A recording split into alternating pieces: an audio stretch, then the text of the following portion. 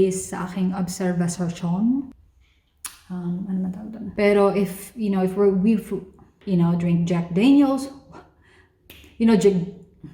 so the question is, sino ba ang mas masarap magmahal? Yung totoo.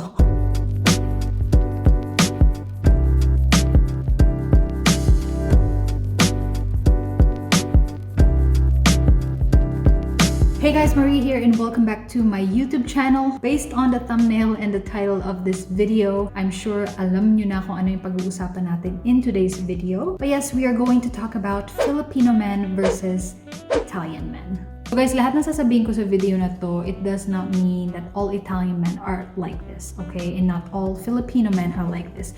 This is really based just on my observation. Not that I've been observing, but if you guys have been following me, you guys would know that I am married to an Italian. So I would be able to compare because obviously I've been with a few Filipino men. So there is a difference and I thought it would be a fun video to make. So yeah, I hope you guys enjoy this. But of course, before we start, if you are new to my channel and if you want to keep up with me, my vlogs and videos, go ahead and click on that subscribe button and turn on that notification bell just so that you are notified once I upload another vlog or video.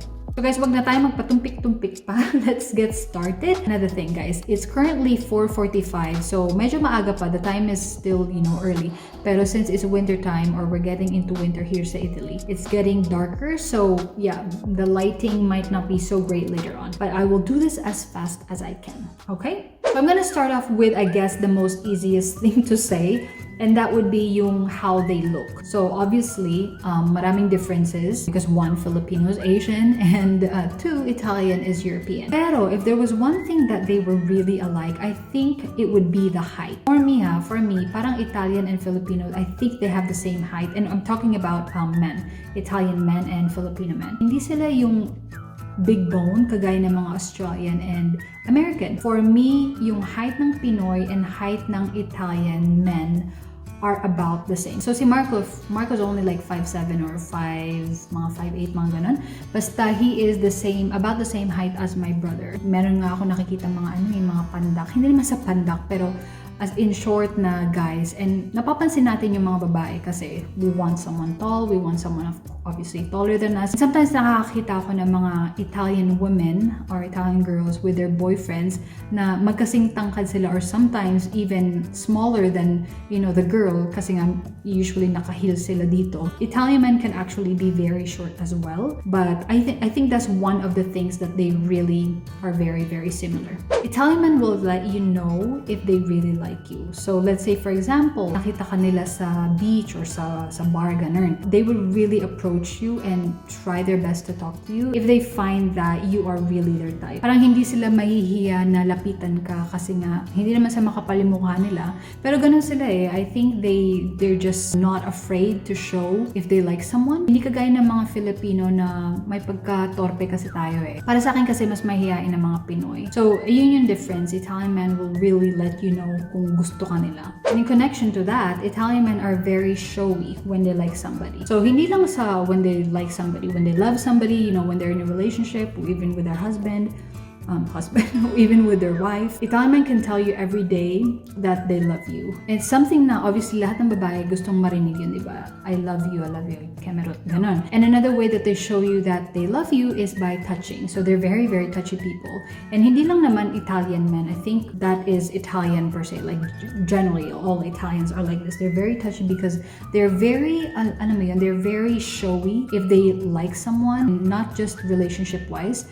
Kahit naman sa family, they're really showy. During this COVID times, I know that it's really, really hard for them because they can't show how they love their son, they can't show how they love their mom or their dad due to the pandemic, because of the social distancing and all. So, para sa akin kasi mga Pinoy, hindi sila ganun ka-showy in a way like physical. I think we're good with messages, with text and all that. Pero yung tipong sasabihin ka ng I love you every day, and maybe, I don't know, maybe this is just based on, sa mga lalaki na kasama ko before. Wow, mga lalaki talaga. I don't hear it as much or I don't hear it often enough. If you guys get what I mean. Pero kasi si Marco, we've been together for 3 years and he still tells me every day that he loves me. And It's just something that, you know, he's always done. Next, guys, Filipino men have a sense of humor. And I mean, Italians can have a sense of humor as well. If you've been following my vlogs, si Marco naman, marunong siya magpatawa and he makes me laugh all the time. Pero feeling ko kasi, ano na to parang nasarte na tong mga Pinoy na magaling tayo magpatawa, gusto natin yung nagpapatawa tayo, you know, joking around, ganun. Yung mga Italians naman, I think they're more on a serious type. I mean, they can joke around, pero hindi sila yung lahat ng sasabihin may joke. Kasi mga Pinoy, kaya natin makipag-joke buong araw. Everything we say, like, we can make a joke out of it, and siguro, ewan ko lang, maybe it's because of how we say things or how we talk. Maybe there are just more expressions in Filipino or Tagalog than in Italian. I have no idea. But if we were to compare, mas serious ang mga Italian men kesa sa Filipino men. Italian men are mama's boys. So this has been mentioned in one of our Q&A with Marco and his brother. I'll leave the video link up here if you guys haven't watched that. Pero yes, Italian men are very much mama's boy. They admit it and they are proud of it. It's not something wrong. Kasi sa atin sa Pinas and maybe other countries, you know, when they hear mama's boy, they think, ay, ano ba yan? Parang turned off, parang ganun. Pero dito kasi proud sila na mama's boy sila. And Filipino men, I guess, can be like a mama's boy. Pero hindi sila ganun alam mo yun, ka-showy, I guess. Though, I guess meron din naman in the Philippines, pero if we were to talk about Italian men, I would say like 99% of Italian men are a mama's boy. Sorry guys, ito na yung ginagamit kong light because as you guys see, it's getting dark. Let's move on. Italian men are very cautious with what they wear and how good they look. So if you guys notice in my vlogs, Marco always has to look good. He doesn't like to go in front of the camera like he's wearing a robe, he's wearing something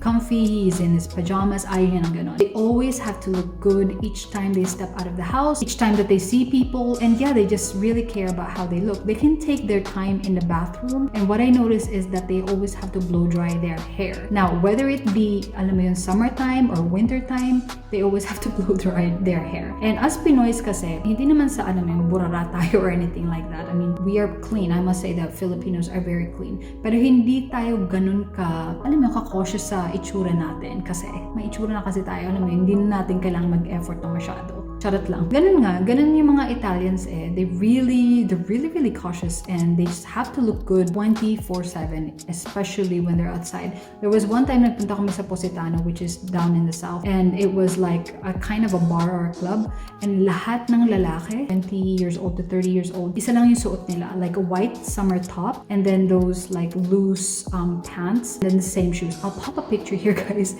just so that you have an idea kung anong itsura nila, pero lahat ng lalaki ganun yung itsura. As in lahat ng lalaki na nandun. Only means na, alam mo, they're always in the trend. And it's not only what they wear, but also their hair. Their hair always has to look good as well and in place. Now, one thing about Filipino men is that they love to drink. And it's not just Filipino men, I guess. I mean, Filipino women drink as well. And when I say drink, I'm talking about like inuman sa kanto, mga ganon. Inuman kasama ang tropa, ang barkada. One thing I noticed about Filipinos is we can do that. Kaya natin, alam mo yun, umupo and just take a shot with our friends and chikahan, tawanan, ganon. Pero Italian men, guys, they do not do this. They only drink if there is like an occasion. Christmas time, New Year's, maybe there's a birthday and there's like a big party. And the only time that they drink is pag nasa club sila or nasa bar sila. Hindi nila kaya yung uupo ka and then you take a shot. That's one thing that Marco finds funny in the Philippines. Parang ang lakas nating uminom. And I must admit na malakas naman talaga tayong uminom. Kasi kaya natin umubos ng ng hard drink and they can't do that. Hindi sila yung pala shot. So dito napapansin ko walang masyadong mga mga lasinggero. Hindi kagaya sa Pinas. So which is a really good thing. Now, Italian men are actually, I would say Italian, they do smoke a lot. In the Philippines kasi di ba nagkalo parang si Duterte na, yeah, you can't smoke in public, so I guess nag-lessen siya. Pero if we were to compare the population of Italian men smoking versus Filipino men, I think that a lot of Italian men smoke a lot and a lot of Italians smoke. And maybe the reason is because it's not really a rule here that you can't smoke in public. Everywhere you go, there's someone smoking. So, ayun. Italian men are as talkative as Italian women or any woman. So this is just something that they have in themselves. I think Italians are like this because they really like to talk. They like to express themselves. They like to debate. That's one thing that they really love. In the Philippines kasi, mga Pinoy, if you are madaldal, parang ang pangit tingnan. Kailangan na madaldal lang mga babae. Here, dito talaga, pag nagkaroon ka ng Italian boyfriend, you have to really ready yourself para sa kadaldalan ng jowa mo or ng husband mo because they will not stop. Like say for example, si Marco. Pag may tinanong ko kay Marco na yes or no question lang, bago niya sagutin ng yes or no, may explanation muna yon kung bakit ganito yung magiging sagot niya, sa kanya sasagutin. And the last one, I guess, is Italian men are late when it comes to settling down with a family. So what I mean by that is getting married and having kids. What I notice here is that Italian men settle in around late 30s na. In the Philippines kasi mga Filipinos or Filipino men, they settle down at a very early age. Let's say even 23, 24, 25. I guess it really depends on the person as well. But if we were to compare the age range, I would say that yeah, it would be around the early 20s. Mga Pinoy pwede na mag-settle down or kaya nila mag-settle down. While here in Italy, Italian men like to settle down like at a later age, around 30, like not even mid-30s, sometimes like late 30s or even 40s. Some Italian men actually have their kids late 40s here, which is completely normal for them. I have no idea why. Siguro gusto lang nila yung secure yung family nila, I guess. And I'm not saying na mga Pinoy ayaw nila na secure. Just a different way of looking at life, I guess, and how they settle down. So there's nothing wrong with either of them, but that's just, you know, a big difference. And ayan, dumidilim na guys. So the question is, sino ba ang mas masarap magmahal? Yung totoo. So I guess it really depends kung ano yung type mo. I can't really answer that question. But both of them have their pros and cons because of course they come from different countries. So ayun guys, those are the main differences between Italian and Filipino men. Bago pa lalong dumilim dito, I'm going to end this video. I hope you guys liked it. If you did, please give it a thumbs up so that it will reach out other people and also to help out my channel. Guys, if you haven't subscribed to my YouTube channel, please click on that subscribe button and turn on that notification bell just so that you're notified once I upload another vlog or video. It's been a great video once again, and I will see you on the next one. Bye for now.